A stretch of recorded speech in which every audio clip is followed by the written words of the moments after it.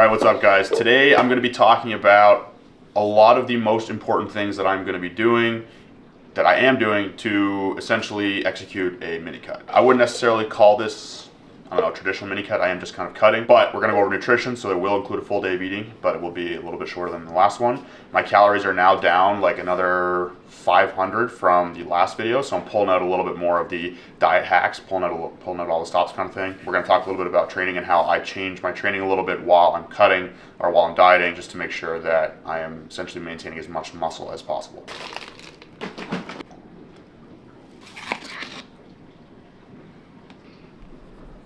Okay, so smoothie is 100 grams of berries, 40 grams of kale, 10 grams of ground chia seed, 10 grams of ground flaxseed, 2 scoops of Transparent Labs grass-fed. This is vanilla peanut butter, which is absolutely fire. And actually, I just ordered this chocolate chip banana bread that I'm fucking amped to try. I wanted to finish that one before I open this one, but I don't think I've had a chocolate banana combo powder before, so I'm pretty excited to try that. And then obviously we had to order the typical 5 pounds of French vanilla because, as I've said before, that is the GOAT flavor for smoothie mixing. But yeah, you guys know I love smoothies, just super easy, tons of micronutrients, lots of fiber, lots of protein, you know, very low cal in terms of its ratio to protein. I think this is probably the same smoothie that I had in my last video, which is why I'm not going to go over it like in detail too much, but I think the question a lot of people probably have is why the ground chia and flaxseed, and that's just to supplement my fiber intake for the day, so that benefiting my gut biome, keeping me more regular, keeping me full for longer, and fiber is just really, really good for you. So yeah, so obviously when you're cutting or you're in a calorie deficit, especially the steeper you get into a deficit, so the lower your calories get and or the larger your deficit is, you want to make sure you're focusing on, this is pretty typical, low calorie, nutrient dense foods, high in protein.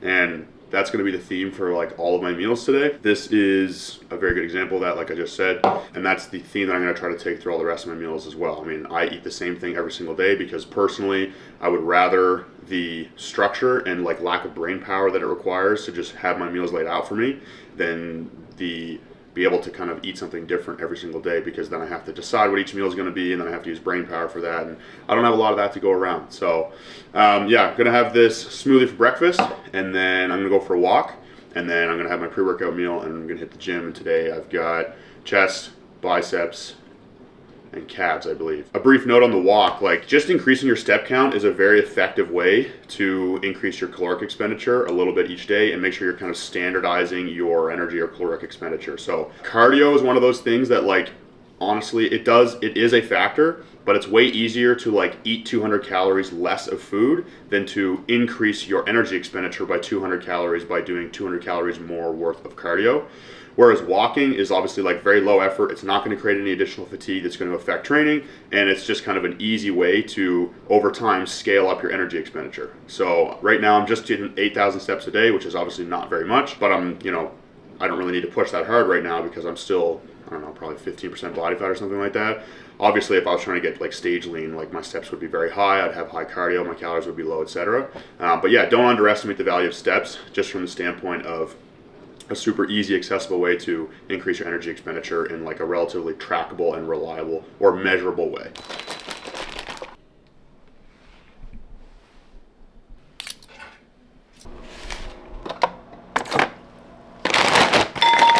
All right, so this is the pre-workout meal. We've got a package of oatmeal. We have 100 grams of frozen mango, which I just fired in the microwave because, again, I'm probably said this in the last day of eating video, but I'm too lazy to deal with fresh mango.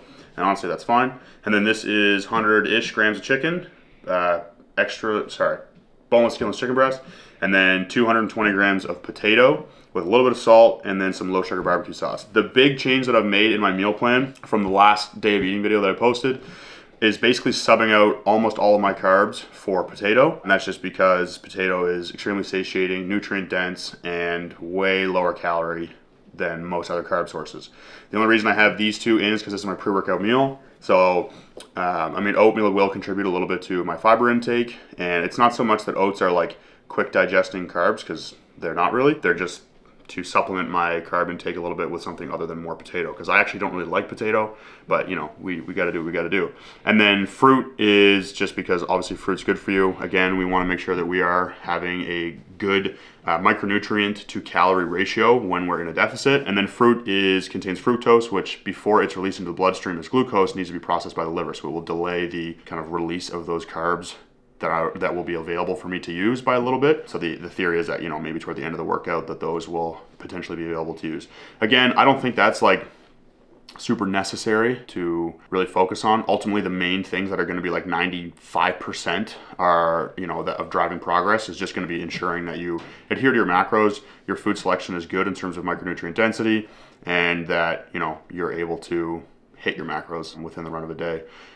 Distribution, you know, the different types of carb sources and all that kind of stuff outside of that in terms of like, you know, nutrient timing and that kind of thing is definitely more important with a deficit than with something maybe like a surplus. But I mean, unless you're at the extreme ends, that kind of stuff doesn't really matter quite as much. So this is more so just to have a reasonably well-rounded meal before I go train that I somewhat enjoy. Another thing that I forgot to mention is that while you're cutting, it's probably a good idea to have a slightly higher proportional amount of your carbohydrates in your pre and post-workout meal, specifically your pre-workout meal.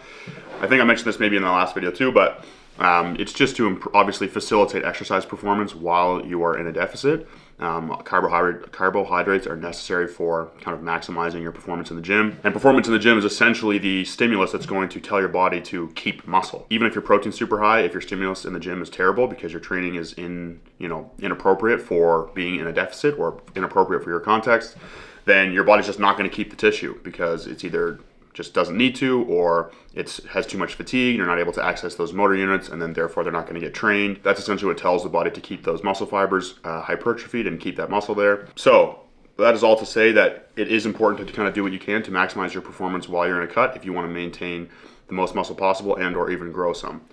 So yeah, that's another reason why this meal has a variety of different carb sources in it, and my carb intake for this meal is overall higher. We're going to include the macros on the screen here, as well as for all the other meals today, just to kind of give you an idea of how they're distributed.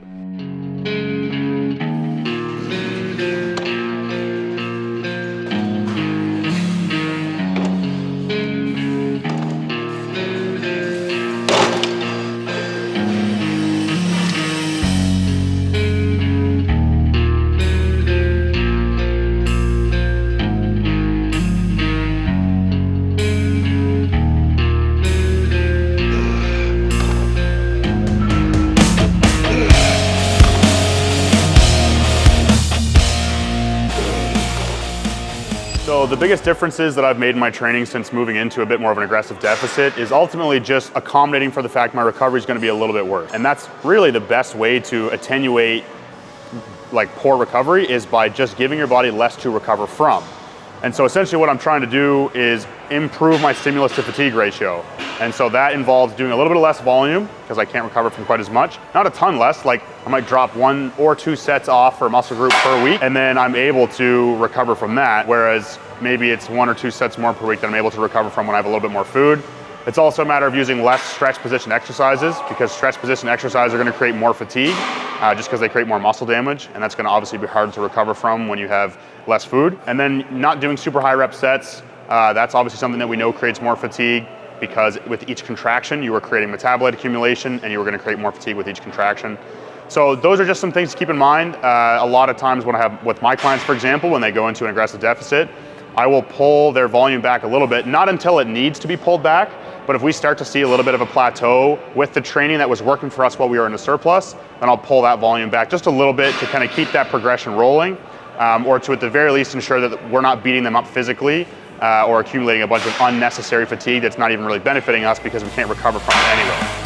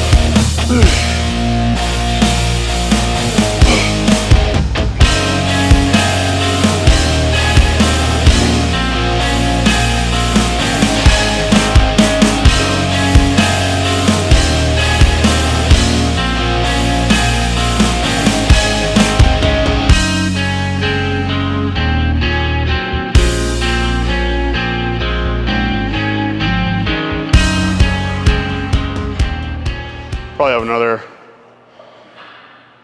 8 pounds to lose before I'm like kind of shredded.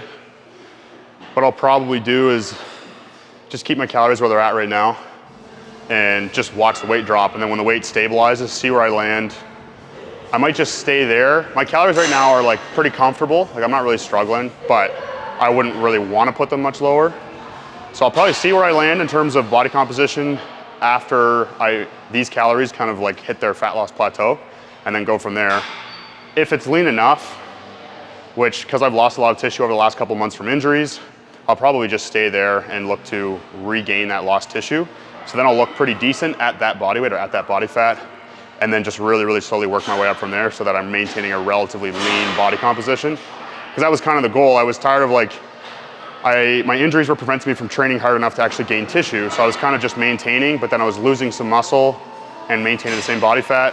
So I decided, especially for the sake of social media, it's better always to look a little bit leaner. And I know that I could comfortably stay at a leaner body fat. So I was like, fuck it, let's cut, maintain the muscle that I have, lose some body fat, because I can't really train hard enough to gain muscle past the point I was at anyway, and then essentially restart the cycle.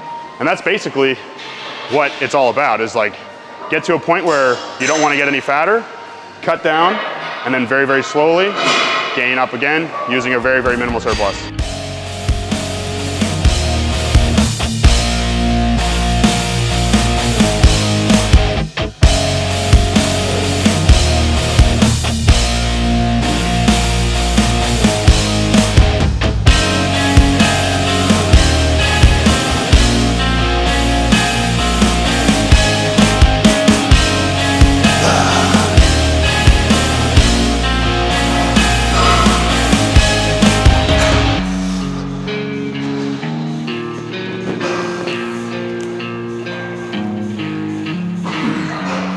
When I'm doing these, I actually like to keep my hands kind of tilted sort of inwards. It just lines my joints up a little better, a little more comfortable. All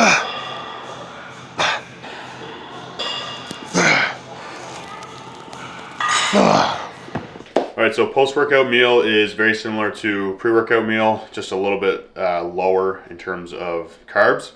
So again, we have about 100 grams of boneless, skinless chicken breast. We have 220 grams of air-fried potato, and I just put my potato in the air fryer with nothing on it and just air fried as it is, so it's like the lowest calorie way to cook it. Same with the chicken breast. The chicken breast is just baked, so no oil. I guess seasoning's calorie-free anyway usually, but I'm also just lazy, so there's no seasoning on it. We got a couple tomatoes left, and in the interest of being authentic, this is literally how my meals always look. I just take like the big bowl that I have washed out of the fridge and eat a couple and then put the bowl back. I'm not, about to put effort into like have a nice spread. So those are the last tomatoes. We've got some mushrooms. Again, same deal. I just grab this out of the fridge, eat like, 3 or 4. I don't really track the calories of the low calorie stuff like the vegetables in my meal plan right now, just because my calories aren't that low yet that I need to be that precise. And then we have clementine mandarins. And then I forgot to mention there's half of a small avocado in here as well. A little bit of salt, which is important while you're in a deficit to keep your hydration pretty good, pretty optimal. And because you're eating less carbohydrates, you need to facilitate that hydration a little bit with some more sodium, but also because I just finished training. So I salt specifically my pre and post-workout meals and make sure obviously I'm drinking a lot of water. That's also important for competitors, just in the sense that they standardize their sodium and water intake so that they know in which direction to modulate their sodium and water intakes leading up to a competition, which obviously doesn't matter for me, but I'm just saying. And then, so this is the post-workout meal. Again, we're gonna throw the macros and calories on the screen here just so that you guys can see what each meal kind of equates to. And I'll see you guys. This is meal 3, so I'll see you guys at meal 4. Here's the spread for meal 4, very aesthetic. We have potato again. I cannot express enough how much of a diet hack potato is. Low cal, nutrient dense, keeps you full. You can go, the difference between 220 grams of potato and like 300 grams, like that is a much larger meal for like an additional, that might be like 80 calories or something like that, like another 80 to 100 calories, maybe even less. So potatoes, very, very easy to make too. Like I literally just wash them in a bowl and then chuck them in the air fryer with nothing on them and put it on French fry mode. and turn the time up by like 5 minutes or something like that. It's the super, super easy prep. So potato, 100 grams of extra lean ground beef. I do like to try and keep red meat in my diet, just a little bit of it as long as I can, because that has a lot of micronutrients in it as well. And then we have a little bit of chicken to top off the protein in this meal. We have some sauerkraut because, as I mentioned in my last day of eating, I'm really big on probiotics, especially while cutting, because nutrient absorption becomes even more important. And then we've got a little bit of salt in there, a little bit of G-Huge low sugar barbecue sauce. As you guys probably have noticed, that's what I put on everything. Then we have some olives. I have 6 olives per day because olives are extremely good for you. Olives and avocado are like the 2 foods that actually have like data to show that they improve longevity. They're very good for you. And so because I keep my fats really low when I'm cutting, that's where the majority of my fats tend to come from, is from olives and avocado, and then of course a little bit of extra lean ground beef. And then we have cabbage. That's yummy. And that's because I'm at the point now where I am getting hungry between meals, and so I just have First of all, cabbage is good for you, but then I just have that to kind of like snack on between meals and stuff like that. Then we have carrot. This is the same layout as last meal, as you guys probably see. And we have an evening kiwi. Kiwi actually helps with serotonin and melatonin production, so it'll actually improve sleep a little bit. And then we have a diet pop, which is what we call it here in Canada. This is diet ginger ale.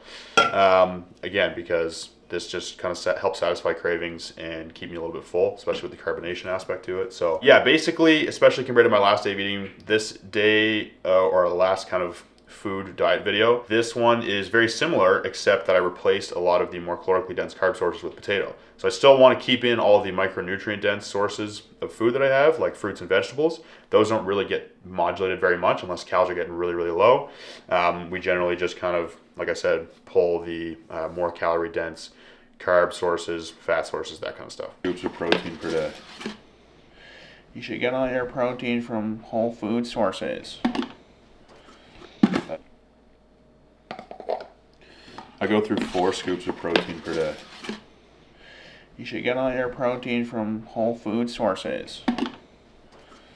That's just not true. The only difference between this and like a boneless, skinless chicken breast is very negligible micronutrients.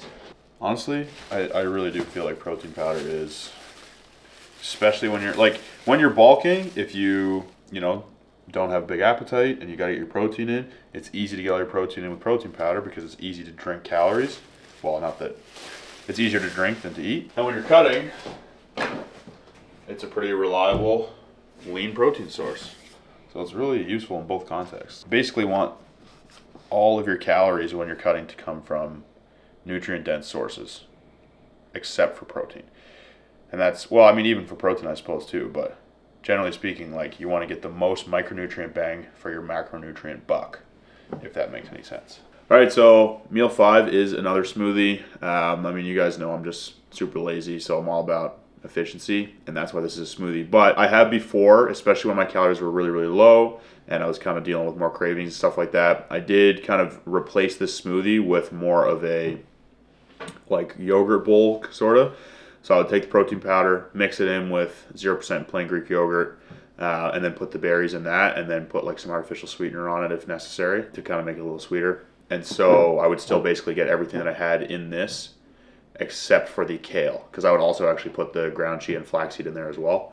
And it just kind of gives it a little bit more volume and allows it to, maybe satisfy like your late night treat craving. That's meal 5. Just another identical smoothie to the one that I had in the morning, because yeah, again, we're just trying to check the boxes off here. That's ultimately what getting lean comes down to, is you have to understand that to an extent you can make it faster or slower process, but at some point it cannot get any faster, and so it ultimately comes down to making it as sustainable as possible, which is going to come down to staying full, making sure your food doesn't taste like crap, making sure that your nutrients requirements are being met, and so fruits, vegetables, huge there, and then just staying the course, trying to standardize your energy output a little bit if you can as well. So that's why I kind of was talking a little bit about earlier in the video about steps and stuff like that.